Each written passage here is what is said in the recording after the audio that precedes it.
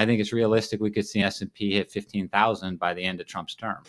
Whoa. I'm still bullish on 2025 for a 12-month price target, but I think the road to get there is going to be extremely bumpy. Volatility is not going to be hovering around 15 all the time in 2025. We're going to have big moves up, big moves down, and I think we're going to have at least one, if not multiple, big sell-offs. And by that, I mean 10 to 30% down. I'm very pleased today to be joined by Mel Mattison, investor, former fintech executive, and monetary theorist, author of the financial thriller Quaz. Mel, great to see you. Welcome to Monetary Matters. Great to be here, Jack. Thank you.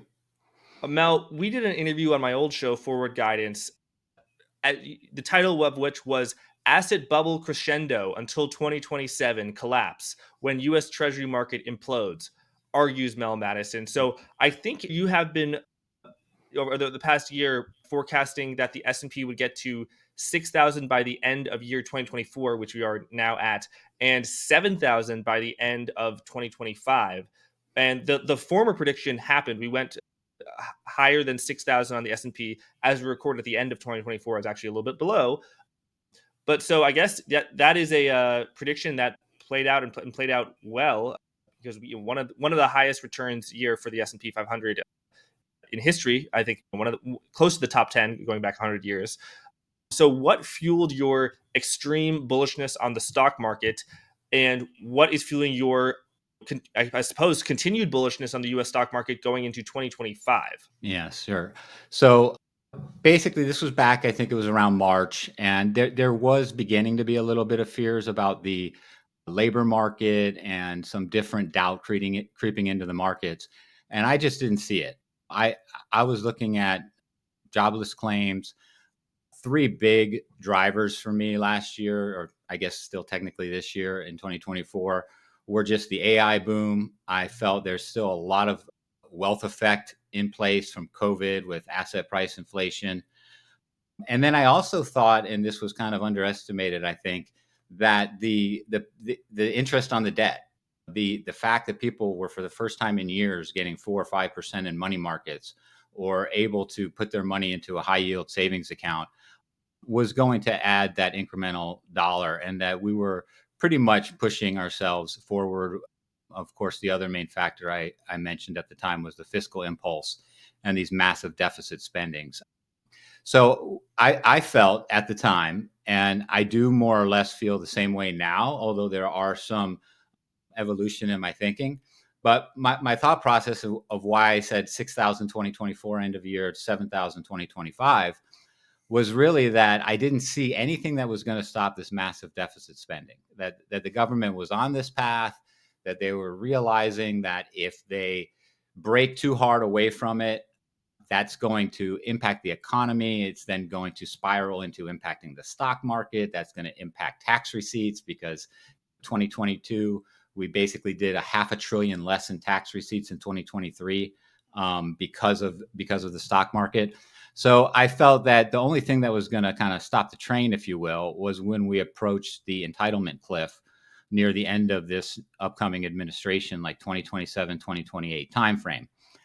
I do think that certain things might have accelerated that, and that we might be in for an earlier addressing of it. So an earlier sharp sell-off, not quite as sharp as I was anticipating if we waited until 2028, and then another quick recovery when the issue at hand, which is really this out of control debt deficit issue that I focus on a lot, gets resolved. And so that's really where I'm sitting at right now. I'm still bullish on 2025 for a 12-month price target, but I think the road to get there is going to be extremely bumpy. Volatility is not going to be hovering around 15 all the time in 2025. We're going to have big moves up, big moves down, and I think we're going to have at least one, if not multiple, big sell-offs. And by that, I mean 10 to 30% down. So 10 to 30%, 30% is big. I think the decline in the S&P peak to trough in 2022, I don't have the exact numbers, but I think it was maybe upper 25, upwards of that. And that was over the course of maybe 10 months. So Mm, if you are still forecasting S&P 7,000 by the end of year 2025, you must be forecasting a 10 to 30% decline in a very short period of time horizon. So the bigger the move and the shorter the move, i.e. the faster it happens, that would mm, be very, very dramatic. So what could cause mm, such a big decline in the market in such a rapid period of time, a short period of mm, time? And then why are you still forecasting such a high level on the S&P 7,000? And let's say if we have, I'm not very good at math, but so that's a 50% up move. So you 30%, you're 20% down over the first 3 months, and then a 50% move from there. mhm. It's pretty dramatic year. Why are you forecasting Yeah. this, as well as how are you tying that to Social Security, which is on the total opposite of the spectrum? It is a very, very slow moving issue. There's a reason why I said 10 to 30, because I'm not yet, the conviction is beginning to grow for this thesis. It's last year I was extremely confident. Like I don't see, and barring some really unforeseen circumstance, I'm like this S&P is going to keep chugging. I felt very confident about that. This year, I started really shaping this thesis about a month ago. So it was, I think, the first time I publicly came out and said, raise some cash. I'm getting a little worried. It was about 2 weeks ago, around a December 15th timeframe. And more recently, last week, I started actually buying TLT calls, calling for a counter trend rally in the 10-year, yields down, prices up. And so here's the way I see this playing out. And let's remember, in August, it was a 9.7% peak to decline. So we didn't have a 10% correction this year. We had like a 9.7. If you're looking at intraday numbers on the SPX around August with that yen carry trade thing. Mhm. That so when it went down so quick, it did bounce back. You're right. Most of the time, when you see the very quick decline, you then get the V shape, and that is what I'm anticipating. And I think that while a 10%, I feel very, very high conviction of, my conviction is beginning to grow that we could see something more significant closer to that 20 or 30% range. And I realized that's what we did in 22. We did 20 some percent on the S&P. I believe the Qs got down about 30, maybe a little bit more. But so we're talking about that level of decline, but just a lot quicker, and then a lot quicker recovery. And I think a lot of this is going to be administration driven. I think we've got a setup here where we've got a lot of focus on inflation right now, and people really worried about the 10-year yield. And I think that those worries are misplaced. I think that inflation is not, I mean, number one driver of inflation, I think, long term, is you got to look at the oil price. And some people are trying to draw conclusions or similarities between now and say 2007. In 2007, we had an oil spike to $147 a barrel.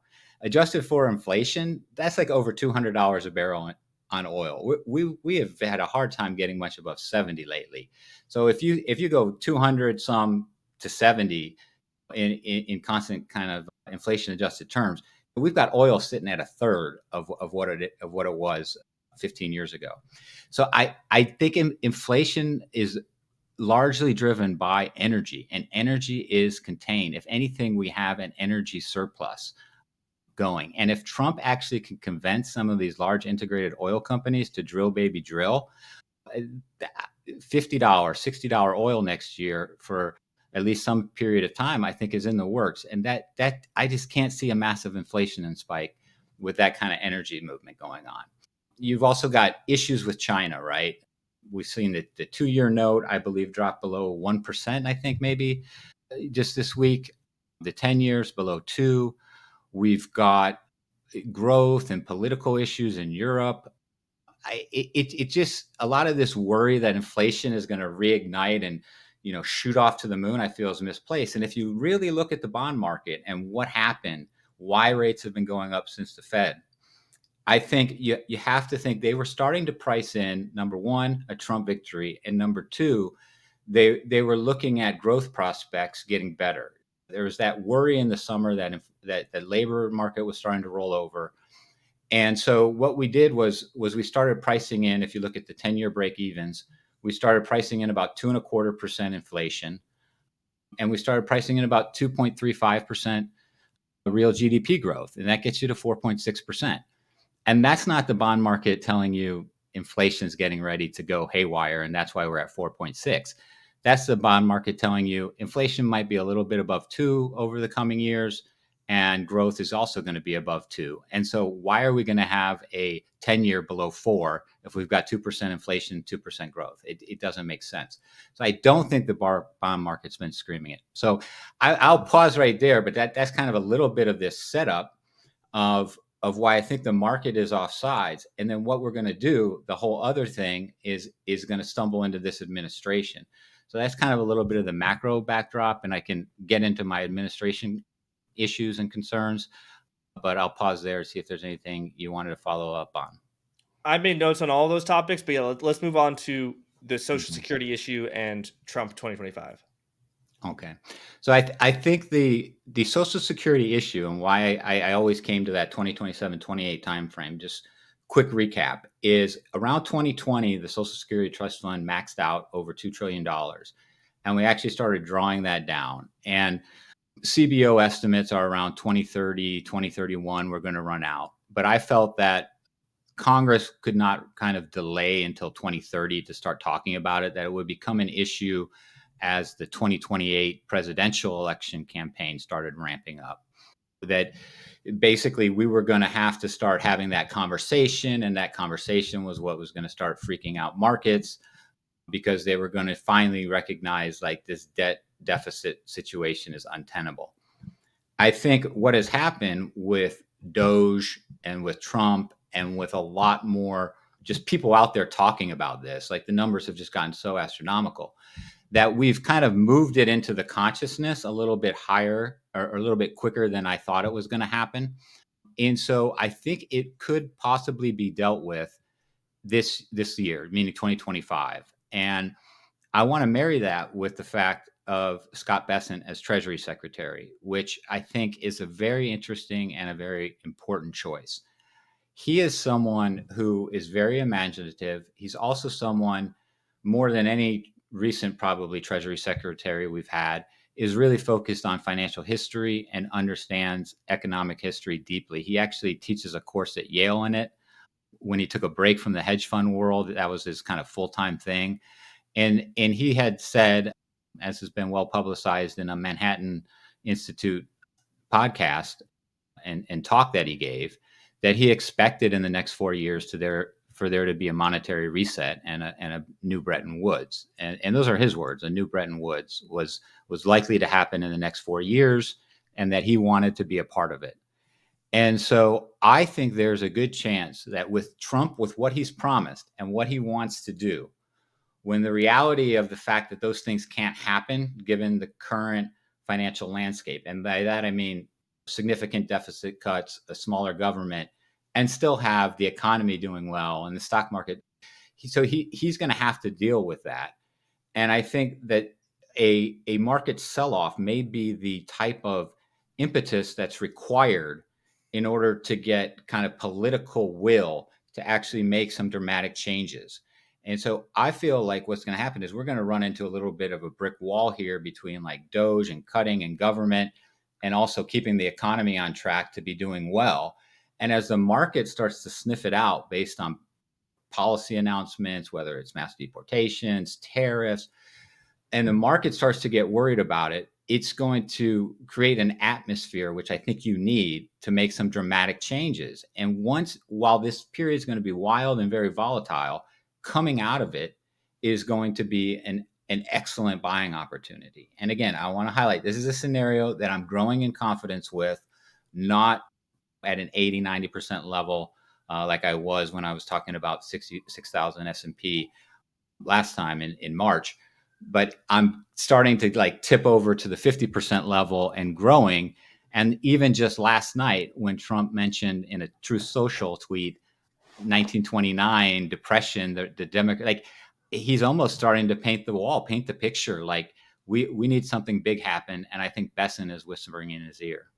So help me understand what I'm missing here, because to me, for growing up, a lot of what Republicans were talking about was cutting Social Security, cutting Social Security, and they lost election like 2008, 2012, and I think Trump a lot of his campaign and his political philosophy is not cutting Social Security. And I feel like for a Republican, that was a radical proposition, and to at least not talk about it, or and now I feel like it's become mainstream Republican doctrine to not cut Social Security. So I mean, I Elon Musk and Vivek Ramaswamy, they are going to be cutting government waste, which you and I know as a percentage of the deficit, it is not that big. The federal workforce has around 3 million people, which is fewer than it had in a lot of the 1980s, fewer than actually 1945, although World War II. So a lot of the growth in the government workforce has been in state and local employment, as well as sending people checks, Medicare, Medicaid, Social Security. And to my mind, that is not on the chopping block. Am I wrong? What have I been missing? No, you're absolutely right, and that's what I was getting at with the Trump promises are paradoxical and contradictory and cannot occur. And I would actually suggest that we're going to have a record deficit in 2025, all-time record peacetime non-pandemic deficit. That it's In going to, absolute terms or in as a percentage of GDP? in absolute terms, 6 to 8% of GDP deficit, 2 trillion probably. So we're I mean there's just no way to do like Doge. In the betting markets, you can go on there and bet chances that they're going to cut 250 billion from the budget or 500 billion. I have a bet placed that they're not going to cut 250 billion. I don't think they're going to cut anything as far as nominal terms. Do I think they're going to lay off some federal employees? Yes. But you know what? They're also been talking about giving them large severance packages when they do that. Okay, that does not cut the deficit in 2025. They've talked about other departments like oh, we're going to go after education. You can do that to a certain extent, but if you go into the Treasury monthly Treasury statements and you look at what does the Department of Education really spend their money on, it's a lot of student loan stuff that's financial in nature and difficult to just go in there on the executive side and mess with. You need legislative stuff on that. So there's a lot of stuff that they're talking about being able to do that I just don't believe they're going to be able to do. I had gone through and looked at what I believe are like things that Trump politically just won't touch. And so when I did that, I was looking at defense spending, obviously net interest on the debt, Social Security, Medicare, and then I also added in VA benefits because I mean that's not for Trump, and that's $500 billion a year. Of all the government departments over the last decade, I did a review. The one that's grown the most on percentage terms, and it makes total sense, is VA, right? Because of all of the veterans that are coming back from Afghanistan and Iraq and have needs. So if he doesn't touch that, I think it was 82 or 87% of the budget. So we're Of the defense budget? of the federal budget, 82% when you add all those things I just named, Social Security, All Medicare. those things. Yeah. Yeah, you add all of that up. And so that leaves 18% of the federal, and that's not even including, like I said, Department of Education, like a trillion in there. I mean, like there's just no way, like this 2 trillion number that you hear out there, like Yeah. it's absolutely insane. And even Bessent with his three arrows, which are, as a reminder, 3% GDP growth, I believe 3% deficit to GDP, and 3 million extra barrels of oil production. And that 3 million, sorry, that 3% GDP is real GDP. Yes, real GDP. He's talking about achieving, at least on the deficit mark, I don't know about the GDP mark, but by 2028. So even he's not coming in there thinking, oh yeah, we're going to cut the deficit to 3% next year. And so I think what you're going to do is you're going to have this deficit spending continue, but he's also going to want to do all of these other things, right? He's going to want to do the tax cuts. And this is why I think eventually the market's going to rebound hard. But what I think is going to happen is we're coming up here. I think there's a lot of stuff going on this week with end of year stuff, tax loss harvesting, people selling out of things like TLT and bonds that they can harvest some tax losses.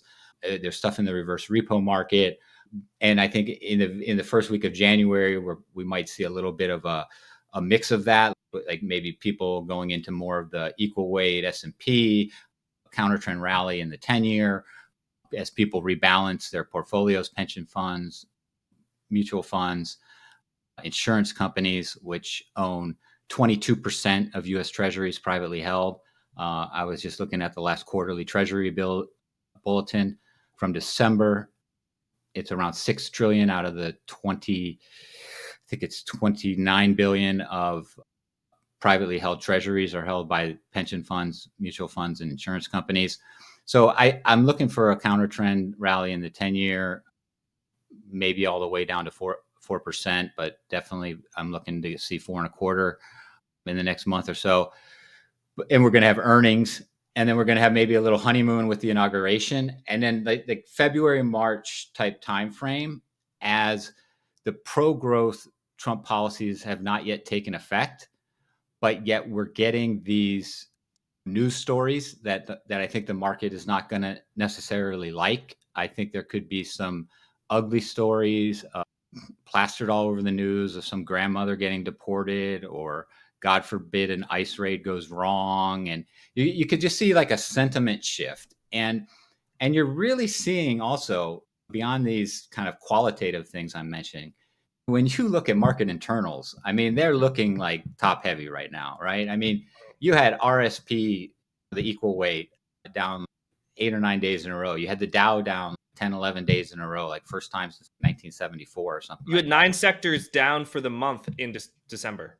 that. So when you look at those internals, I mean, you're just getting tired. The market's getting tired, and I think a lot of people were trying to be a little bit maybe too cute, saying, I'll just keep it through the end of the year, and I'll worry about next year for tax reasons. And I think we were kind of at peak honeymoon period around mid-December when Trump went to ring the opening bell, oddly enough, on Wall Street. And he had that big press conference with, is it Satoshi Son, about the $100 billion investment? Mayoshi-san. Yeah. Mayoshi Son. Satoshi Son, Yeah. excuse me. Bitcoin on the brain. That's a whole nother thing to throw into the mix here. But really, I think that was like your opportunity. That and I regret personally, like I was kind of calling for this publicly in the middle of December, and I started to realign my portfolio. I started to sell long positions, raise cash, and buy some puts. But I didn't do as much of it as I should have. I did it with like about 20-25% of my portfolio. I wish I had done it more. And then last week, there was, I think it was the day after Christmas, we had a little bit of a rally back to 6,000 on S&P futures. I sold some more, bought some more puts, bought some TLT calls, but I'm still looking to raise even more cash. I'm looking to basically get almost out of like 80% of my long positions, because I just feel like I feel very confident that there's going to be an opportunity to buy the S&P 500 in the next 6 months, at least 5, if not 10, 15, 20% lower than it is now. And possible chance of buying it much lower, 25 or 30. And what I want to be able to do is have enough cash that I can put a chunk of that to work at 10. And if I'm wrong and it goes down to 20, I can put a chunk of it to work then. And if 10 is all we get, and we go back up 5-10%, put another chunk of it in, and then if we break through to new highs, put another chunk of it in. So I want to have a boatload of cash that I start redeploying at 10, but I feel confident redeploying elsewhere. And I want to redeploy it into things like IWM and RSP rather than QQQ and some of these really big tech names, which I think are really getting hit from all sides. The H-1B visa debate, the valuations of them, and a number of other different factors that I think could cause for that long-awaited broadening to occur post this financial episode that I think is coming up sometime in the next 6 months. So as a trader, you're lightening your bag significantly, preparing for a 10 to 25 to 30% decline, so you can want to get back in. Mel, as an investor, how are you preparing against the risk that the S&P 500 doesn't decline at all and it continues to go up, and then you have cash And are you going to redeploy it into the market? Because, Mel, there are a lot of people who probably timed the 2007 top exactly right. They sold at the exact top, and then as the market declined 50%, they were earning yields on their cash, and they could buy it so much lower. The problem was they didn't buy it so much Yeah. lower. And also, there are people who, let's say 2 years ago, Mel, and there are plenty of them saying, I'm going to hold on to cash because I can buy the S&P lower, Mm-hmm. and it has just gone up. And so the risk is that you never get back in. And I Mm-hmm. think there have been times where I've sold at the top, and it feels great, but then if you don't get back in, you'd struggle. So you do have to go back in. How are you preparing about that risk, as well as what are Mm-hmm. you going to do if the S&P in April is 5% higher, or even 15% higher, or 10% Mm-hmm. higher instead of 15% lower? Are you going to get back in? Yeah. So what I'm doing, and this is tricky, and I'm not. If you're not someone that follows the market all the time, I wouldn't recommend trying to time this, especially because what I'm talking about here is likely to happen rather quickly. But what I am doing is, for example, I'm replacing some of my long exposure that's in SPY and QQQ with SPY and QQQ calls. So I'm trying to limit my downside because I believe that the downside is there by buying actually upside calls in case I'm completely wrong. Because it So requires far less cash. it requires far less cash and it's limited to the downside. So I haven't looked at it now. I don't know. It's $3 or $4 for an April 620 SPY call. Got So it. Volatility is quite cheap. A month ago it was cheaper, but it's quite cheap now, and so it's not that expensive. It's called stock replacement. and even on Thursday we had the VIX at 15. So just a couple of days ago you had it, and we could see the VIX at 15 again, 14. If things as earnings season goes on and all these macro things kind of start to fade away, and the banks, B of A comes out and Goldman saying M&A is going to be great. I mean, we could see a rally, right? And so I'm very aware that this trying to time this to like the day I'm not trying to do that. I'm saying I see this coming. I'm well aware that we could see S&P 61, even 6,200 in the next month. But I believe firmly that a correction is coming and that opportunity is going to be there. But I'm protecting to the upside with some of these calls, raising the cash. And then I guess the horrible situation would be like we don't have any upside movement. And so these calls go down and become worthless. Yeah. Plus, I've been moved into cash, and then we get a rally, and we never get a decline. And now I'm sitting there saying, "Oh, when do I get back in?" So I think for me, there is different types of capital. There's capital that is in retirement accounts and different accounts that I have mostly still in stocks that I'm not messing around with. I have another trading account where I trade and I can be nimble with. And I take a lot of risk in that account. I do a lot of option strategies. I move in and out of things. And really, what I'm talking about when I'm talking about positioning my portfolio is with my trading portfolio.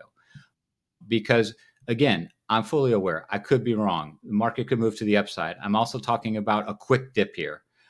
But for people that are into trading and they're looking for alpha and they're not Buffett buy and hold, if they've got an account or a segment of their funds where they try to do higher risk, higher reward type things. This is the higher risk, higher reward type thing that I'm doing now with my trading money. That makes sense. And I guess so there is path dependency risk, but the risk is that the S&P is flat and your calls expire worthless, or lose a lot of value there. So you actually wouldn't mind if the S&P went up a bunch. And volatility Mm-hmm. is cheap. I mean, Yeah. straddles might do well here. I see what you're saying. I mean, Mm-hmm. it okay. So just so when you said RSP, that's equal weight S&P. So weighting Apple as 1/500th Mm-hmm. of the weight instead of what it is, 6-7%, or I don't know if it's that high. And then IWM is Russell, so small cap stocks. Tell us about that, because small caps just have really been lagging, and they've continued to lag. Mm-hmm. And a lot of people say why, and I say why. Mm-hmm. Yeah, no problem. And so just really quick, like as I'm doing this, I'm not doing it like, oh, I'm going to sit down and I'm just going to do it today. Like the market actually often gives you chances. So I was regretting not having sold more and bought more puts when the Fed meeting happened. And I'm like, I did some of that ahead of the Fed meeting, but I didn't do as much as I should have in hindsight. But the thing to do was not to the very next day say, oh, I need to go continue with my strategy right now. It was like, hey, the market might not be getting back to the all-time highs again anytime soon, but it's going to at least kind of test an upper level, right? So 6,100, I think, on S&P futures were the high. I felt like it's going to pop back up to 6,000 on the futures. It did.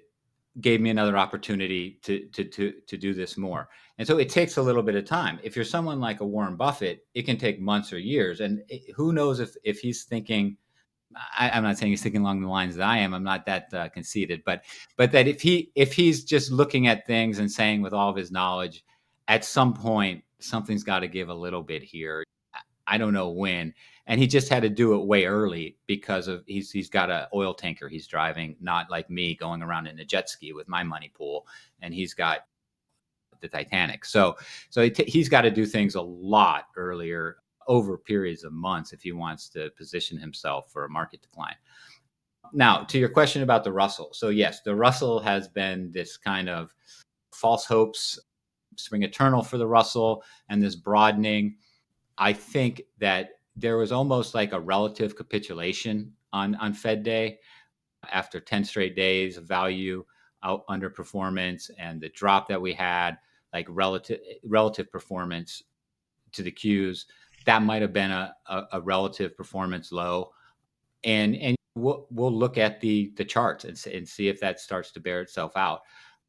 And the reason why on Russell really is it goes back to valuation, and it's just, I know a lot of the Russell is not profitable, and I know a lot of there's healthcare in there and different things. But the other thing you got to remember about the Russell is how small it is. I think it's like half of the value of Apple, isn't it? Around a 2 trillion total market cap. So it can get moved around a lot, just like silver can get moved around a lot relative to gold. Silver is like a $2 trillion market cap. Gold is like a 20 trillion.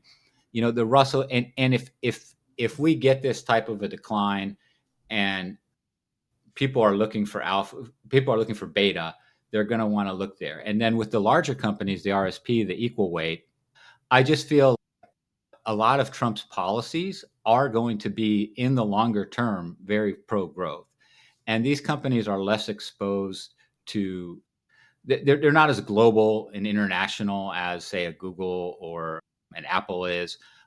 And that the US economy, I think, is going to be positioned well for growth in the coming years. And I'm very bullish on the stock market over the coming years.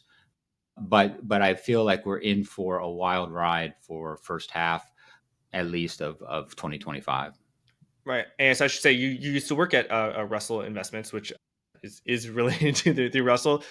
I heard the phrase, or maybe I saw it on Twitter, of don't own the Russell, own small caps. And I in my personal portfolio do that. And I think I've interviewed small cap Russell index beating small cap investors who have echoed the same thing. And the idea is basically in the Russell, there's 2,000 companies, 3,000 companies, and they're so low quality. So many of the companies are so low quality, and especially after you have an IPO boom of 2020 or 2021, these crappy companies, they have to go somewhere. They're not good enough to go in the S&P. They're not big enough to go in the S&P, but they go into the Russell, and then that's why, I mean, these companies just have been lagging down. And I look at the Russell now, and probably it's less of an issue now. But I mean, some of the companies that have been on fire, that in my opinion are kind of scams or likely to be scams, are some of the biggest weightings in the Russell 2000. I'm literally looking right now, and I understand your theoretical point that when the U.S. economy does well, these companies have a bigger exposure to the U.S. than they do than S&P 500s do, because the S&P 500 are very exposed to Europe and Latin America and Asia, and they're, the weightings of the Russell, almost 20% financials, almost 20% industrials, very companies exposed to the real economy. However, Mel, over the past 2 years, the U.S. economy has not only outperformed nearly every expectation, it has crushed the rest of the world in relative performance in terms of real GDP, and yet the S&P 500 has gone nothing but up, but the Russell 2000 has stagnated. And as we Mhm. sit here today at the end of 2024, the Russell 2000 is up, quote unquote, only 10%, which of course is a good Mhm. performance, but relative to the Mhm. nearly 30% move up in the S&P, it's not very good. And so over the past 2 years, the U.S. economy has outperformed, yet the Russell has severely lagged. And that's not only in this massive passive bubble; it's also based on the fundamentals. I know the Mag 7, which dominate the S&P 500, their earnings are up something like 40%, whereas actually I think earnings for the small caps are actually down year over year. So if the U.S. economy is doing so well, how come the small cap companies are having their earnings go down? Yes. Okay. I think those are great points, and I would add that I'm talking about. I I actually am more bullish on emerging markets than I am on the Russell. Okay, Hmm. this is more of like a beta play, a play on the size that it's not going to take a lot of money moving into it. And I think there's a whole host of systemic reasons why the Russell is just generally not a great index. As you mentioned, I worked for Russell Investments when we still owned the indexes. I didn't work in the index division, worked in private client services, and the index division was since sold off to FTSE in London. But I think the Russell composition is very different historically, right? Because companies used to go public so much earlier that you would get companies that were still like going to become really great companies that Yeah. were spending Like time in Apple the probably Russell. was in the Russell back in the day. Yes, exactly. Whereas now, Apple would be sold at a market cap where it's probably, when it IPOs, it may already be in the S&P or it's Mhm. just at the top of the Russell. So, and then Yeah. it goes and it graduates into Mid the caps. S&P. And this Yeah. is the key problem of the Russell, which you're alluding to just for our audience, is that the best companies leave the Mhm. Russell because they Yes. graduate to the S&P. Yeah. Yeah. An old trading adage is don't sell your winners. I mean, basically, the Russell's selling its winners, and there's fewer and fewer winners because the real winners are staying private longer. They're going public. They're either not in the Russell because sometimes these indexes have rules for how long you have to be around before they go in there. By the time like they meet the rules for index inclusion, they're already in mid caps. They spend like they go into the minor leagues for a year in the mid caps, and then they're in the majors and they're going to the S&P. And so yeah, I think just longer term, it's just not a good index to hold longer term. It needs certain circumstances to really bump. And so emerging markets, again, that play is more around the dollar. And I think the dollar, similar to 10-year, is ready for a counter trend move lower.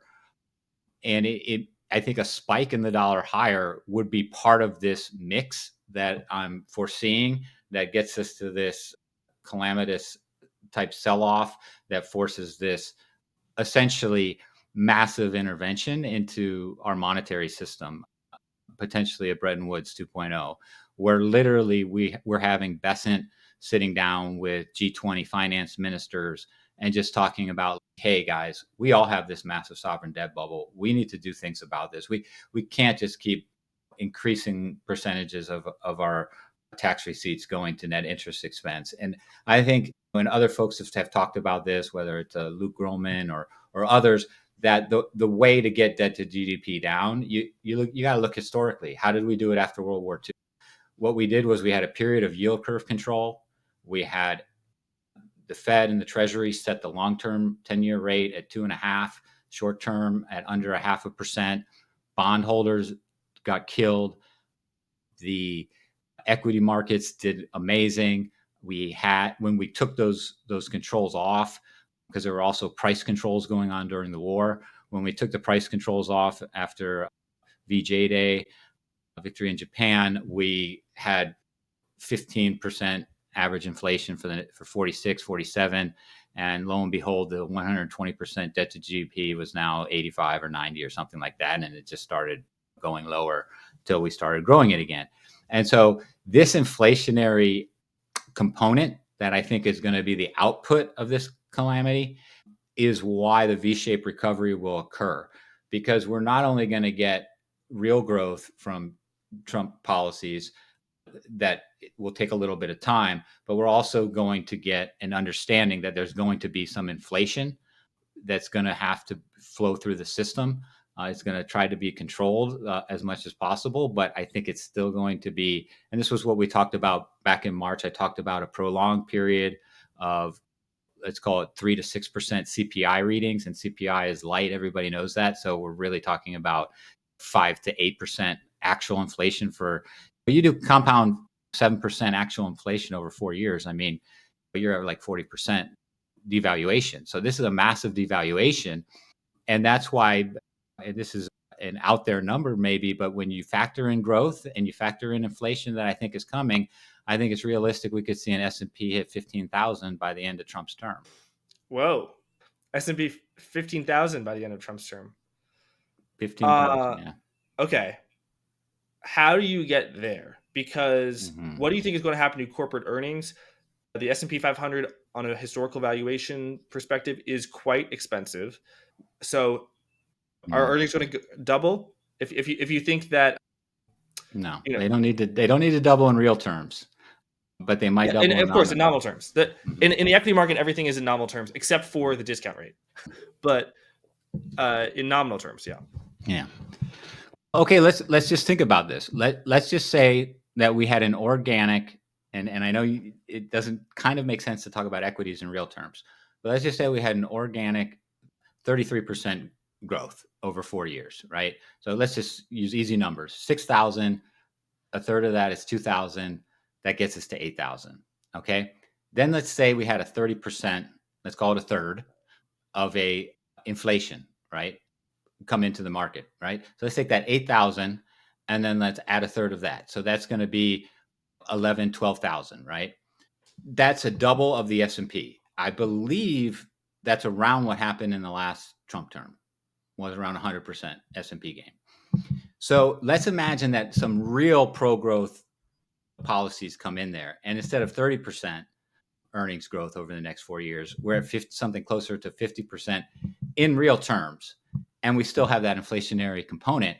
We start getting up into that 14, 15,000 territory. So again, this scenario is less high conviction, but if we literally get deregulation, if we get America kind of first policies where like we've renegotiated tariffs and that's behind us, we've got trading alliances more aligned to helping out the American economy and American companies, and we've got some inflation that the market knows is coming in, and so people do not want to be in bonds, right? They want to go in there. You can have multiple increase, you could have inflation, and you could have real growth.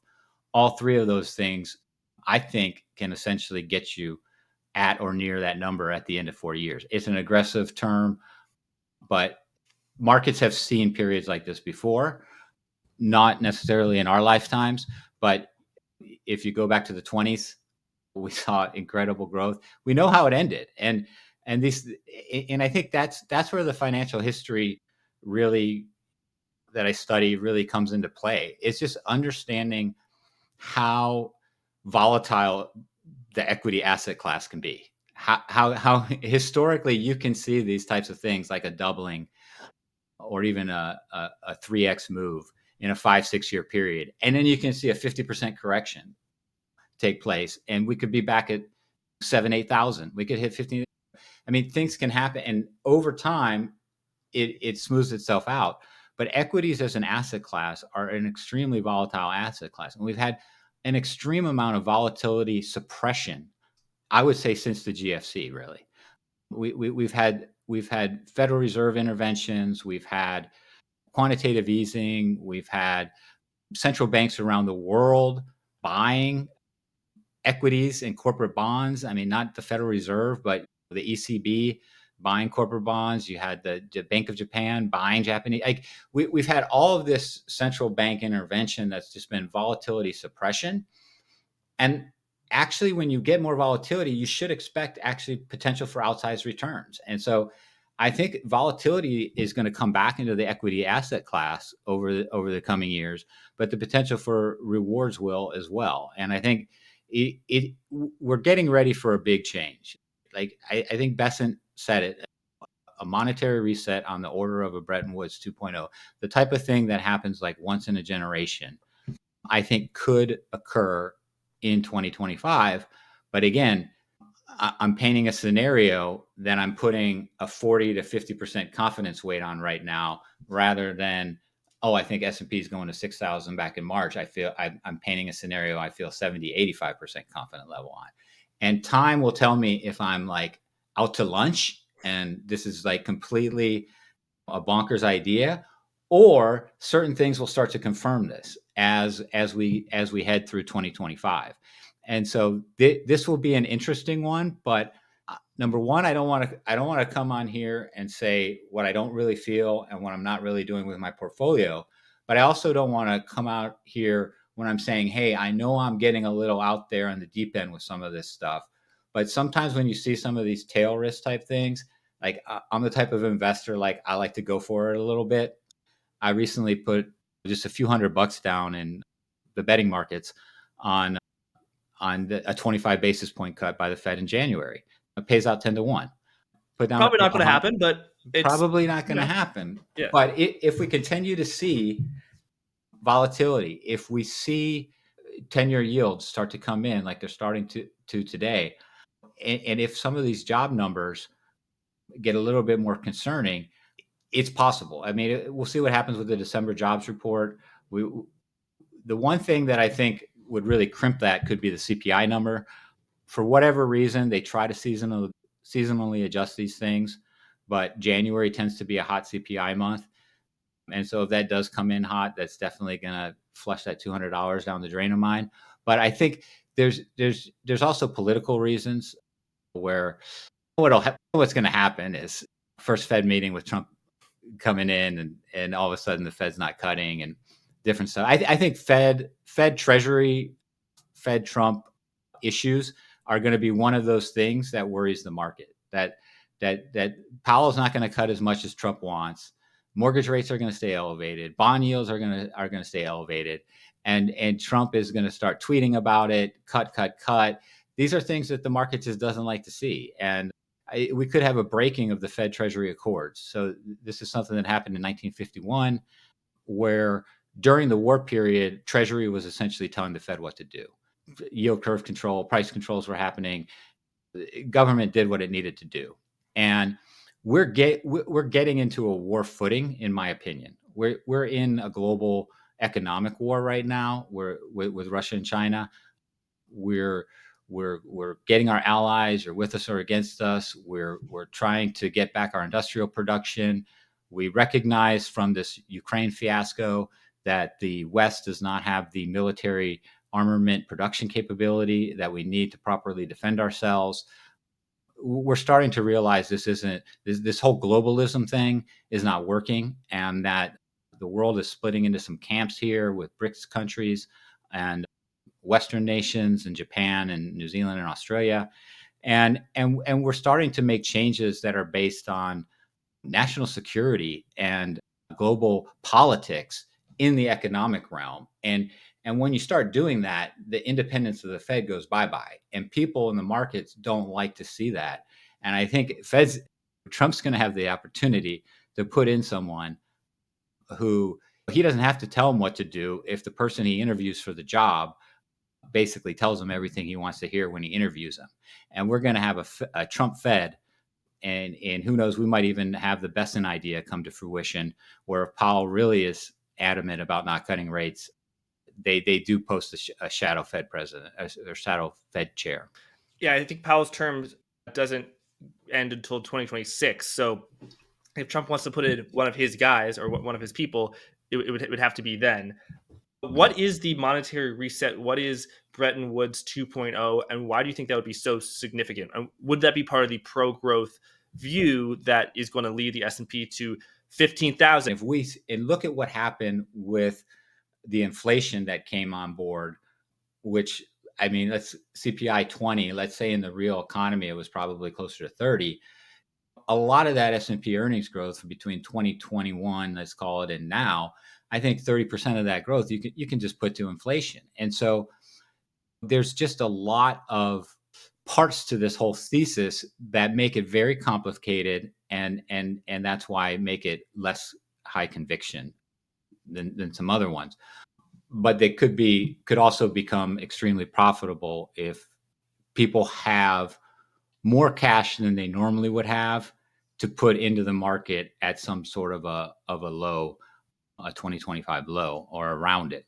I understand getting back in is it's extremely tricky, and I'm not like 100% in cash. I listened to something. Jim Rogers was on a podcast. Famed investor, started off with Soros decades ago. Really was a mentor to Scott Bessent. He moved all cash, just got out of all of his U.S. equity positions, holding on to Chinese equities, oddly enough. But so there are people.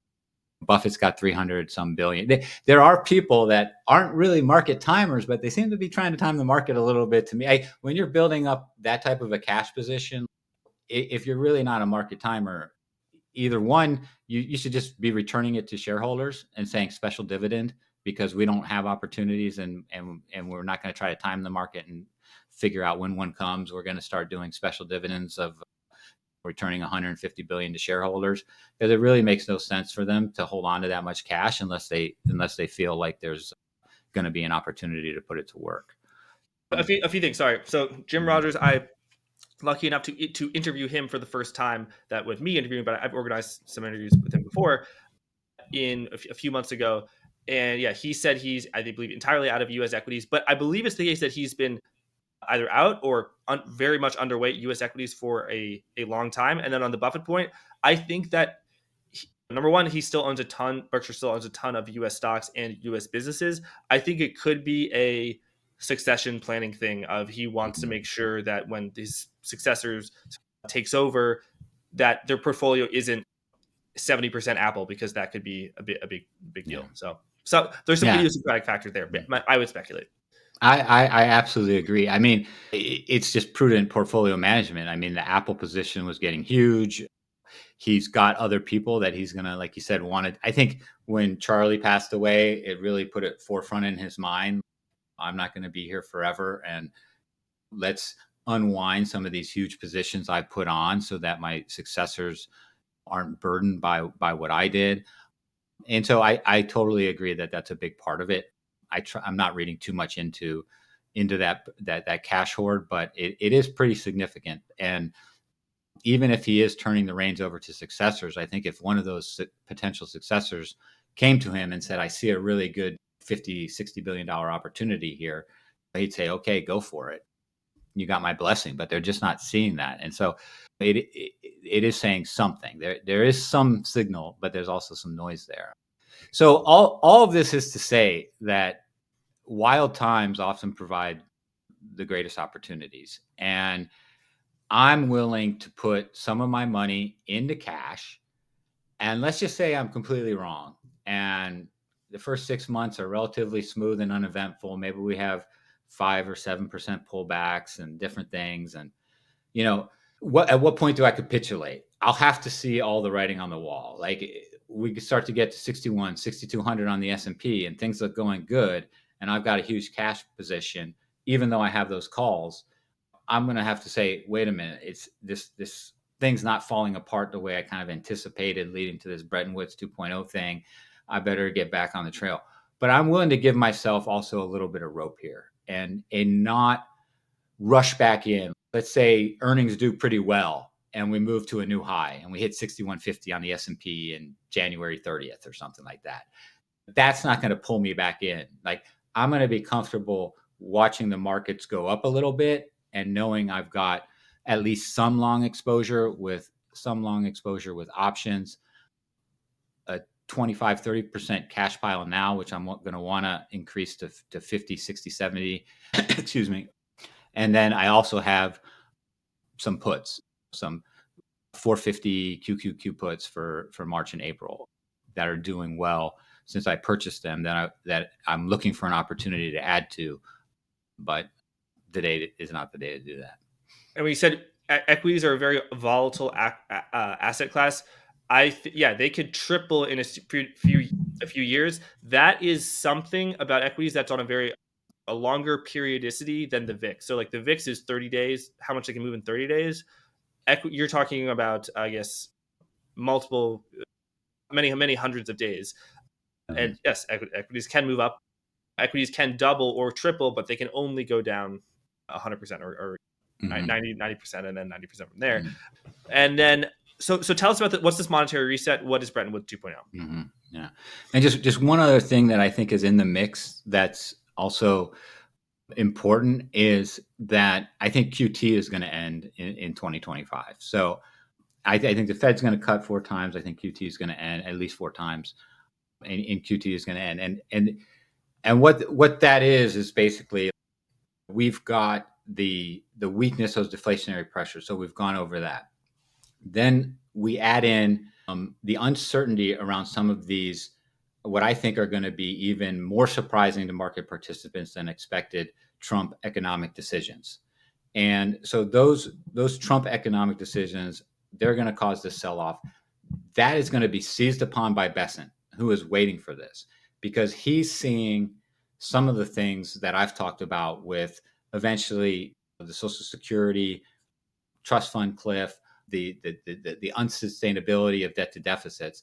And I think he's going to say, we can take some pain now and we can save this economic system from a total collapse and come out of it on a really strong path, or we can just try to band-aid over it and be revisiting it in 2027 or 2028 when Trump is still going to be in the White House, assuming he's still alive. So they don't want to try to fix something next year and then just be fixing it 2 years later or 3 years later. I think that they want to fix something and make dramatic changes while they have the House, while they have the Senate, while they have the Supreme Court, while they have what they're calling a mandate to go ahead and make some of these radical changes. And so what I think is this is going to be an economic and geopolitical, just like the real Bretton Woods was. The real Bretton Woods happened 80 years ago this past July. The Allies came to Bretton Woods, New Hampshire. The writing was on the wall that they were going to win World War II. They wanted to put together the new monetary system. They talked about what was going to be a reserve currency. John Maynard Keynes, leading the British delegation, wanted something called the Bancor. He believed that having a single country's currency as the reserve would just be problematic. It would induce that country to simply produce more and more dollars, more and more debt in order to supply the global liquidity needs. And it's known as Triffin's dilemma or Triffin's paradox, an economist who wrote more about this later on. And I think it's going to include a move away from the dollar as the core reserve asset, but not as the core reserve currency. And so they're going to want to continue to have the dollar function for transactions. And central banks over the decades have already been moving away from dollars and treasuries as the reserve asset. And a lot of times people will put out these IMF charts on global FX reserves of central banks, and they'll show like the dollar going from like 70 some percent down to like 50s, 55, 56%, maybe close to 60 dollar as a percent of FX reserves. But what those IMF charts don't show is they don't show the portion of gold. So they're just doing, out of all the currencies that a central bank holds, what percent is the dollar? They're not showing it. Gold has been increasing. If you include gold and you look at all central bank reserve assets, dollar is now less than 50% globally. So I think that I think the Biden administration understood this was happening, and that's why they weren't afraid to weaponize the dollar against Putin. Is they saw the writing on the wall. They're like, people are like, don't weaponize the dollar. People are going to be afraid to use it as a reserve asset. I think behind the scenes they were saying to themselves, people have already decided they don't want to use the dollar as the reserve asset anymore. China hasn't added any treasuries in forever. You look at their treasury holdings, it's pretty much whatever the market price of those treasuries is worth. So it's going down, but a lot of that decline is actually the value of those treasuries are going down because they're holding treasuries at 1%, and those Chinese treasury holdings are marked to market in the tick data from the treasury. So you're sure they're valued at mark to market? They're valued at market. Okay. Yeah, I didn't know that. Yeah. And so we're seeing the move away from the dollar already. The worst way to handle that would be just to have this kind of slow bleeding of it over time and not just come in and say, this is happening. We need to replace this with a system that works for the United States and the United States allies, those that want to be a part of this coalition. If you don't want to be a part of this coalition and you want to be a part of BRICS and trade in your own currencies and net settle in gold, You guys go ahead and do that. We're going to do what we're going to do. And exactly what that's going to look like, again, we're really getting into speculating territory here. Could Bitcoin be a part of it? Wow, what would that do if Bitcoin became part of a reserve asset scenario? Like, that's a 1, 2, 3% chance right now in my mind. Could that quickly rise to a 10% chance due to talk around this time period that really drives up Bitcoin? I think it could. Are Western nations going to begin using Bitcoin as a reserve asset? I think it's highly unlikely.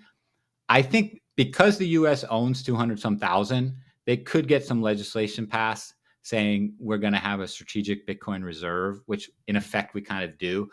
All they might say is we're not going to sell any Bitcoin that the U.S. Yeah, they government wouldn't be buying it. They confiscates. just would recognize what Yeah, their holdings as. Yeah. yeah. I One mean, if other that is a thing. strategic Bitcoin reserve, Mhm. then I could see that happening. But Yeah. I could not see Bitcoin being adopted as a global monetary standard.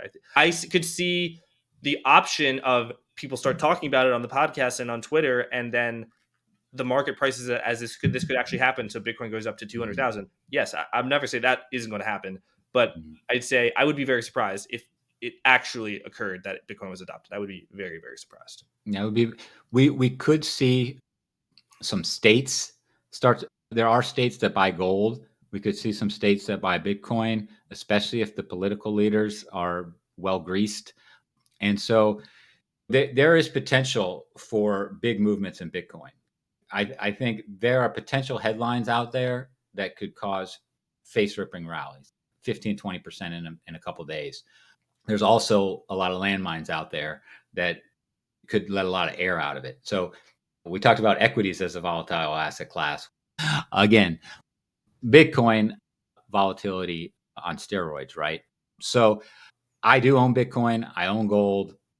I'm not trying to trade around those positions. I think gold will do well in these scenarios, and I think ultimately Bitcoin will do well in this scenario. And I'm very bullish on Bitcoin as well. It would not surprise me if we saw a extremely strong move in Bitcoin over the course of the next 4 years during the Trump administration. Exactly what that price is, it would depend on what some of these regulatory changes occur. I think one thing that's just helping immensely already is the ETFs and BlackRock talking about it and saying a 1 or 2% allocation makes sense. It has diversification. It gives you some really high potential upside. It might help the Sharpe ratio of a portfolio if it ever divorces itself from the NASDAQ. So, we could see just on those without an official like central bank saying Bitcoin is the reserve currency, we could see Bitcoin easily hit 250, 300 a coin by the end of the Trump administration, and even more. That's a wild card. That's hard to say. I think that going back to this, what's the Bretton Woods 2.0? What comes out of it is it's going to be some sort of a what you might call like a debt forgiveness program for countries, where there's a coordinated effort to tamp down interest rates, yield curve control, for lack of a better term, until debt to GDPs get under acceptable levels. And then it's going to be on these countries not to do the same thing again. And the way that they're going to try to ensure that is with some sort of a neutral reserve asset. I don't know what that looks like. The Keynes idea was something called the Bancor, which was a little bit not too different than SDR, special drawing rights, which are kind of trade weighted baskets of the major currencies that the IMF creates. But there are all kinds of interesting, imaginative solutions that Bessent and others could come up with. You could create a basket of based on GDP, like 25%, 20% US dollar, 6 or 7% yen, whatever the GDP makeup is, similar to an SDR, but that also included gold or even a little bit of Bitcoin in that basket. That would be the most bullish situation there for Bitcoin, that they get included in some sort of reserve asset basket that central banks start using. And so all of this then it becomes kind of trade weighted, where countries are able to net settle with each other with these baskets, and that the weightings of them will change. And so you get It could be a global organization like the IMF. It could be sort of a signed treaty of G20 members that sign into this, that essentially say we're going to allow international settlement in this new neutral reserve asset that is not going to be made up of just solely U.S. Treasuries, which has essentially been the situation. And so current accounts, the central, because a lot of this, ultimately, you go to trade money at a bank, right? Ultimately, these banks are the ones that have the windows to the central banks.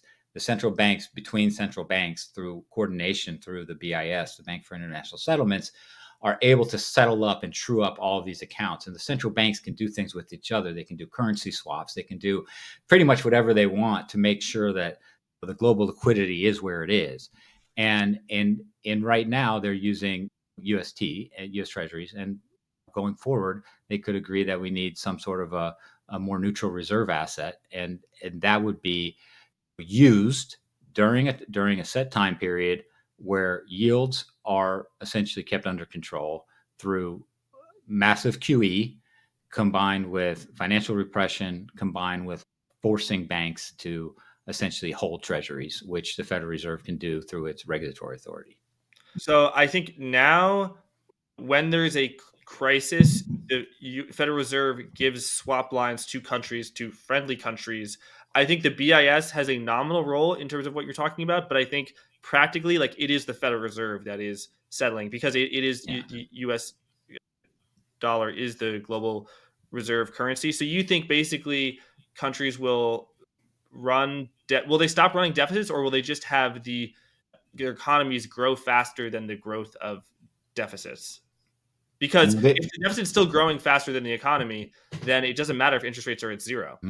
So if the Federal Reserve will essentially monetize, okay, they will take debt onto their balance sheet, like balance sheet goes to 20 trillion, and they don't sell it. They don't do a QT. And so you're able to finance those deficits without adding to the debt load. So when the Federal Reserve holds U.S. Treasuries, the Treasury sends the interest payments to the Federal Reserve, and then the Federal Reserve sends those interest payments back to the Treasury. So like the 8 trillion, I think now it's 7 some trillion, like that's 7 some trillion of debt, of that 36 trillion number you hear, that we don't pay any interest on. So the way you get rid of the Sorry, but Mel, but the U.S. Treasury pays the Federal Reserve interest, and the Federal Reserve pays interest to the banks. No, not on the balance sheet. They're not on they're paying the banks excess. They pay interest on excess reserves to Yes. banks, but that's for money that the banks give them to hold. Yeah, but when the Federal Reserve buys securities, they create reserves that are interest bearing. The 7 trillion that in U.S. Treasuries that the U.S. government has to pay out interest to the Federal Reserve, all of that interest comes right back to the government. When banks own treasuries, and then they deposit them as reserves with the Federal Reserve, so that their liabilities to a JP Morgan or a Citigroup, there's 7 trillion of treasuries that aren't a liability of a bank, a commercial bank. Those are the treasuries that are monetized. The other treasuries that JP Morgan takes and deposits with the Federal Reserve as reserves are treasuries owned by JP Morgan that, yes, they get paid interest on. Federal Reserve holds those treasuries. Treasury pays them interest at any excess reserves above the capital requirements. The Fed can raise capital requirements. The Fed can stop paying interest on excess reserves should it so choose. It never But paid it does. Since 2000, nine. they've been paying interest on Right. reserves, and No, right not that now long. it's if the Federal Reserve were to buy, let's just make it easy, $1 billion worth of treasuries, the 10-year 4.6%, they would be buying it at 4.6%, and then they'd be paying the reserve that was created. The interest on reserve is now 4.4%. So that's a 20 basis point carry that would be paid to the U.S. Treasury. Yes, but Mhm. they do pay interest to the system. So Yes. yeah. Yes. But They're paying on it. I would completely accept your premise if the short term interest rate were literally zero. Then yes. Yes. You need the short term rates down, and that's going to be part of this. So, yeah, maybe I'm getting a little bit confused, but what we have to do is go back to COVID when interest rates were zero, Federal Reserve's buying, Interest rates are coming in. The Federal Reserve is sending huge checks to the Treasury. Federal Reserve is not doing that right now because of where the Fed funds rate is at.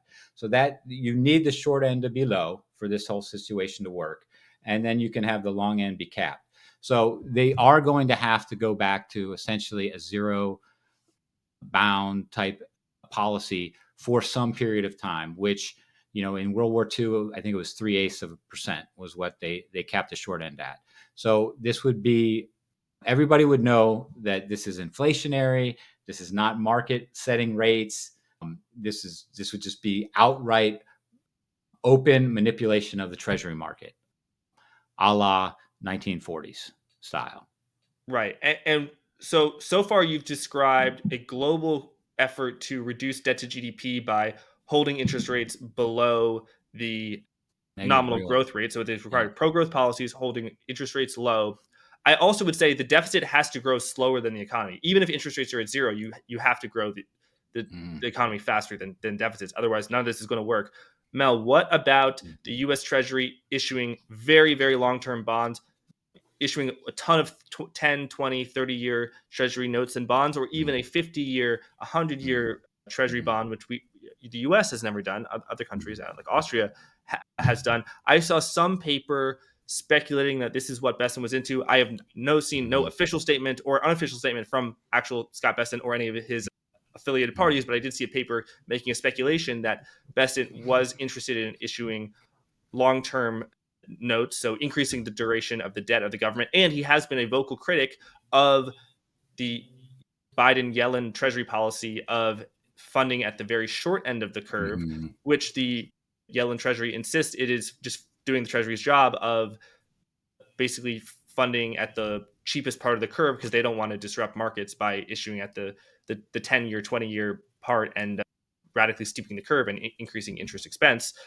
Yeah, what do you think about this whole Yeah. duration aspect? No, I think, again, this is not my forte of like central bank operational nuances of the plumbing, right? Central bank history, very good at.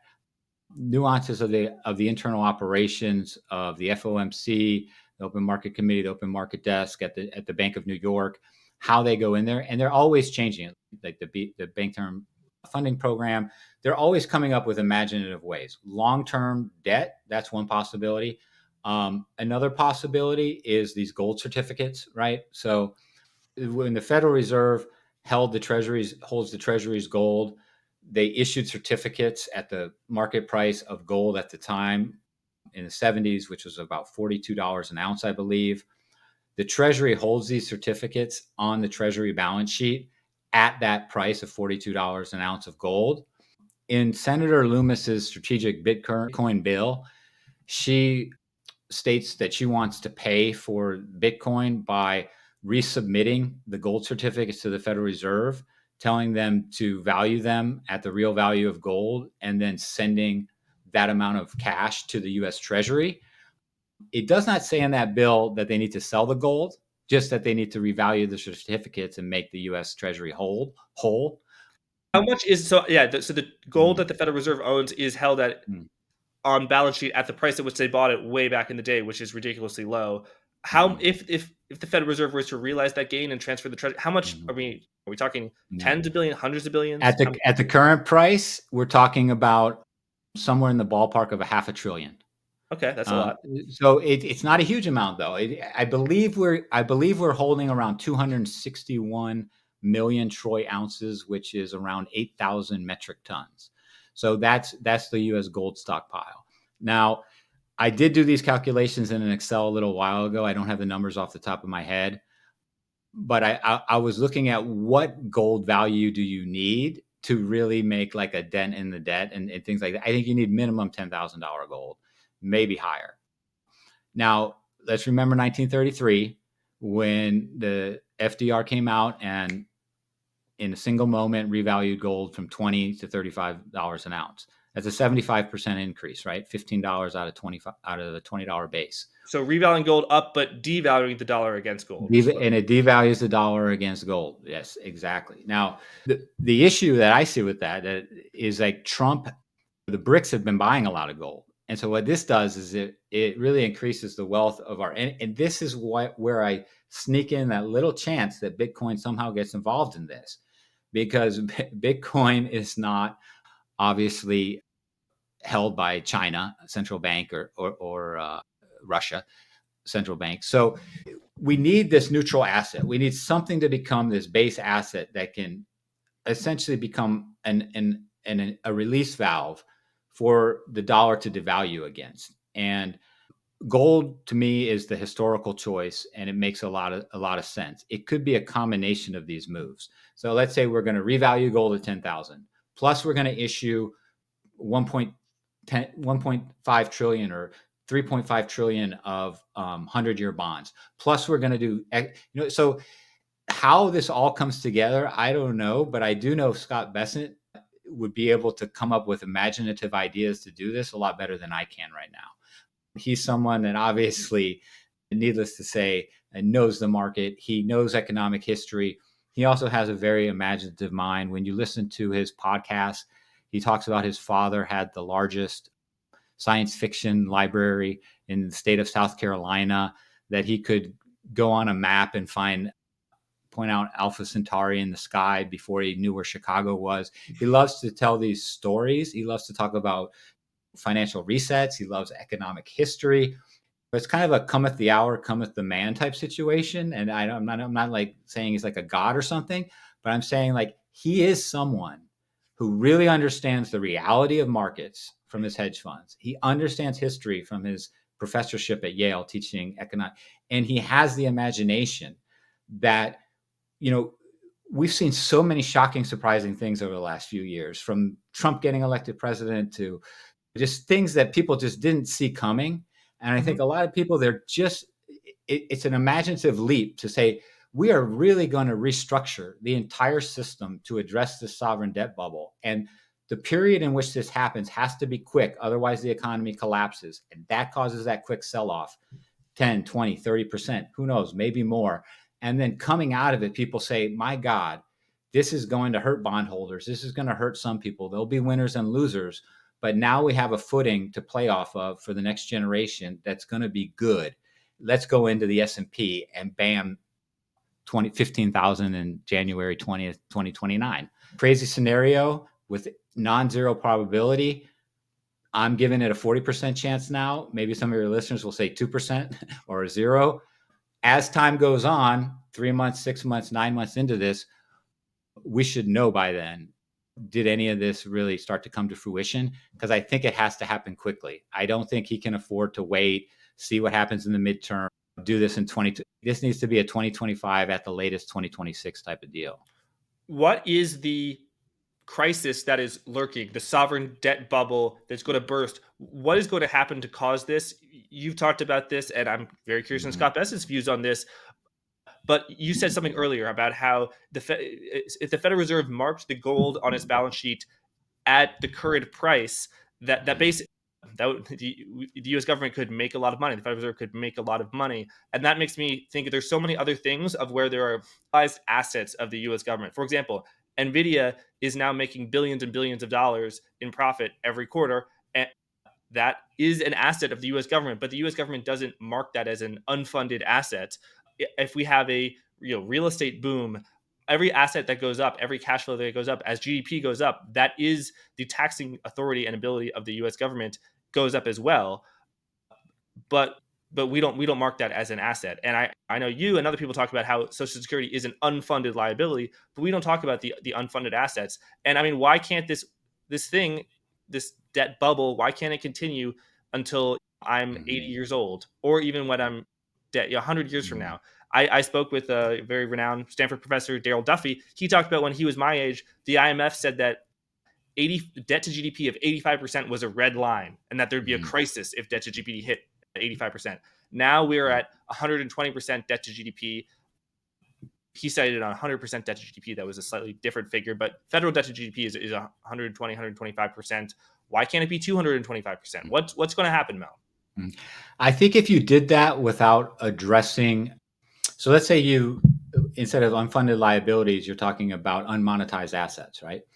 So let's say they want to monetize assets. That would essentially be it'd be money creation in a sense, in a way, which would be inflationary. So I think if they don't try to figure out a way to manage the inflation through a coordinated action, because I think this is where we do live in a global economy. We do.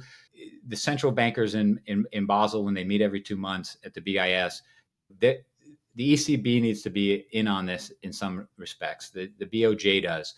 Capital is global, and these aren't things that can easily be done unilaterally. Those types of, I mean, they could be short-term solutions. Okay, we're going to try to monetize some federal lands, right? We're going to start a home building program or something that's going to, we're going to use federal lands, create trillions of dollars a year income from release of federal lands for building of homes, or some imaginative idea comes up with to monetize this. If you're doing that and you're just entering money into the system and you're growing the deficit, you're just going to kind of perpetuate this hamster wheel that we're on of larger deficits, going to require even more larger deficits, because we haven't addressed a fundamental flaw in the system, which is the US dollar as the reserve asset. Like, the US dollar needs to be moved away from the reserve asset. That, to me, that is the core issue with being completely on fiat, being off of gold, is having a fiat currency issued by one nation as a global reserve asset that's kind of put us on this trajectory. And I think those monetization of assets could be a short-term solution to perpetuate it, but I don't think they're actually a long-term sustainable solution. And I think Bessent wants a long-term sustainable solution, not kind of more of the same. Yeah, that makes sense. What if, Mel, I told you that this asset that the dollar could be devalued against already exists? So there's a lot of the Bitcoin people get really excited. Oh my God, there's only ever going to be 21 million Bitcoin, and the stock to flow is so beautiful because it's even better than gold. What if I were to tell them there's an asset that the number of things, not only is it capped at a certain thing, it actually goes down. And I'm looking at December 2012, there were 26 billion of these things, and now there's only 15 billion. And probably next year there's only going to be 14.9 billion. I'm talking about Apple shares and the US stock market in general. Why is Bitcoin this wonderful thing if the number is capped? I mean, it's still going to be increasing. With share buybacks, the number goes down. I think the thing about Bitcoin that makes it valuable is, number one, over the years, this network that's been built up around it is not very easy to duplicate. So for people that say it's a software protocol, we're just going to, recreate it, and then there's a million Bitcoins. So there's a uniqueness to the Bitcoin network that can't be easily duplicated. The other thing is that, given the scarcity, the way that it's set up for 21 million, the fact that it can be sent everywhere instantaneously, those are advantages over the sending of gold, right? The other thing is, people might say, well, it's just a software protocol. So is the US dollar, right? It's just a software. I looked in the quarterly Treasury bulletin. Every quarter, the Treasury puts it out. It shows US coin currency in circulation. It's 2.8 trillion right now. 20% or so of that is held by the Federal Reserve. So we've basically got about 2 trillion in printed money in the world floating around, and everything else is ones and zeros. So the US dollar is ones and zeros. That's what the US dollar is. That's what Bitcoin is. Gold. What makes gold so special? Why? When the US went off the gold standard in 1971, people were flipping out that gold is going to go to $10 an ounce. That, no, who's going to want this? It's not used as a, it wound up going up like 25 times, right? From $35 to 800 some dollars an ounce over the next 10 years. So people put their trust in gold because they saw utility in gold as a store of value. If people put their trust in Bitcoin because they see Bitcoin as a store of value, I don't see an impediment to it as a replacement store of value, but it requires trust, just like gold does. It is software, just like the dollar is. But none of those things say to me Bitcoin cannot become a part of a reserve asset of a central bank ever. Like, that's just an impossibility. I think Bitcoin's been underestimated for a long time, and if people start believing in it, and there's political reasons, I think there are some other issues with Bitcoin. There's a concentration right now of it in certain people's hands. the it's not perfect, and that's why I'm not saying, oh yeah, Bitcoin should. I'm not like a Bitcoin maxi saying Bitcoin's going to be the strategic reserve. Just total up because it's going to 50 million. I have said that if on a different show, if it ever did get into a situation of being a significant part of global reserve assets, given inflation and everything else over the coming decades, it could go to these 20, 30, $40 million price targets per coin. I think you have to be open to that possibility, as small as that might be, as a scenario where it could occur. I think when Bitcoin was $100, nobody thought it'd be 100,000 10 years later, but here we are. So I'm open minded with it, but I'm not pinning my hopes to it, and I'm not like going into debt to buy monster stock. That's for sure. But I'm also not here to poo poo Bitcoin. I own Bitcoin. I see potential for it, and I see multiple scenarios where it continues to increase in value over the long term. And so, just what is your counterpoint to my argument that U.S. stocks that buy back shares every year, their number not only does it have a cap and asymptote, and it basically stops going up, Mhm. but it goes down. So like basically you S&P 500 shares as a reserve asset. In a sense, that's what the private markets have done, isn't it? Yeah. In some sense, I think if you're going to be less kind, you'd say it's a little bit of a Ponzi, because I mean, pretty much everybody's just putting their money in, like just on, for the most part, automatically debited from their Hmm. paychecks, and I think that's one of the reasons other people talk about this. Jeremy Siegel, looking back and saying S&P typically trades around 15 times, is just, we're not in that world anymore, and we say 15 times is fair 20 years ago. Now people say maybe 18, 20 times is fair. Who's to say that maybe in the future people shouldn't say 30 times? I think you also see that in housing, right? I did a post on Twitter yesterday. Ask Google how much how much a home cost in San Francisco in 1971. And it tells you a home in San Francisco in 1971 was $16,200. Adjusted for inflation in today's money, that's $175,000. And it is, so what Google's doing is it's just applying the CPI to home values, right? Hmm. And it's saying $16,000 in 1971 is the equivalent of $180,000 now. But we all know what a single family home goes for in San Francisco. It's over $1 million. So these are reserve assets, S&P, homes, that have been put into place to, gold still does, but not anymore, because people just can't trust the fiat. And so, and Bitcoin's rise, it's not, most of it in the last 10 years, it has nothing to do with the debasement of the dollar. Something doesn't go from 10 cents to 100,000 because of dollar debasement. Gold's move in the last 10 years is because of the debasement of the dollar. Bitcoin's move is because of its growing acceptance as a reserve asset, its growing acceptance as a store of value. And so if people believe houses are a store of value, Bitcoin, gold, and I think people are believing the S&P. Just buy it and hold it. It's going to go up. And I think in the long run, you're probably right. I mean, I'm the one sitting here saying 15,000 by the end of 28, early 29. So, I mean, I agree that the market is creating reserve assets that are holding value, because the holding things in dollars just obviously does not work. It never has worked. And maybe that's a feature, not a bug, because you don't want people just taking dollars and putting it under a mattress. You want to force people to take their Hmm. dollars and put it somewhere. But when it does get too crazy, like in a house or in the market, you can get into problems. The good thing about a gold or a Bitcoin is there's no natural use case for it. There's no fundamental valuation. Yeah, again, that's a feature, not a bug. If you had copper as the reserve metal, all of a sudden countries can't get electricity. When you have gold as the reserve metal, maybe Susie can't get a new pair of gold earrings, but you know what? The economy is not falling apart. And when earlier you said it's kind of a Ponzi scheme in the stock market, I see what you're saying. The difference is the stock market does have a fundamental valuation, and the fact that you, me, and people on TV, analysts, investors, can say the stock market's overvalued. It's overvalued relative to its valuation. You can't say Bitcoin is overvalued or undervalued. It has no intrinsic valuation at all. The one people when people say they're valuing it based on something, it's not based on cash flow. It's Yeah, not. yeah. It's a supply demand. It's a Yeah. supply demand. It's similar to gold. I mean, I think take a look at silver and gold. Right, founding of our country, 15 to 1. what is it now? Like 80, 90 to 1 silver to gold. Like silver has lost its monetary premium. I think if you look at ounces mined of silver or ounces above ground of silver relative to gold, it's 8 to 1.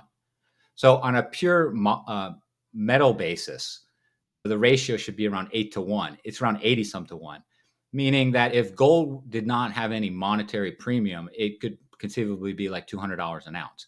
What's giving it that $2,500 price is this belief Investors and that, central banks buying it. and the belief in it, the belief that this is something, even though it's simply an element that really just sits in vaults, gets dug up from the ground and then put back underground. And Mel, so when you were talking about real estate and houses in San Francisco, so adjusting for inflation, the houses in San Francisco should only be 150, 175,000 grand. We know they're way, way more. So what I said about the stock market, you're saying about real estate, this is assets have gone up. I mean, Mel, is it the case maybe But that's that problematic. your entire life, and Mhm. if someone's watching this 50, 60 years old, whatever, their entire life, there's just been a giant speculative bubble in assets, which are denominated in dollars and fiat currency. And it's been devalued. You did say that dollars get devalued over time. Stuck on your mattress, yes. But if you, I think, build like so, gold and stocks and real estate and long-term bonds have outperformed like bills, short-term government notes. But if you just have owned that over time, I actually think you have out-earned inflation by a small amount. But if you owned No, it and you don't do anything with it, and you stick it in your mattress, yes, absolutely. but there is a problem with this use of real estate, right? Like part of the big problem where people are having trouble affording homes is because they become these stores of values, and that's the problem of using something useful as a reserve asset. And so the thing with the stock market is capital has to go into that, and so you have to provide a compensation for the risk and the volatility, a return commensurate with that relative to what would be a risk free. So if you look at a 10-year treasury and a risk-free rate, yeah, there's supply and demand components to it, but at the end of the day, it's kind of a proxy for NGDP.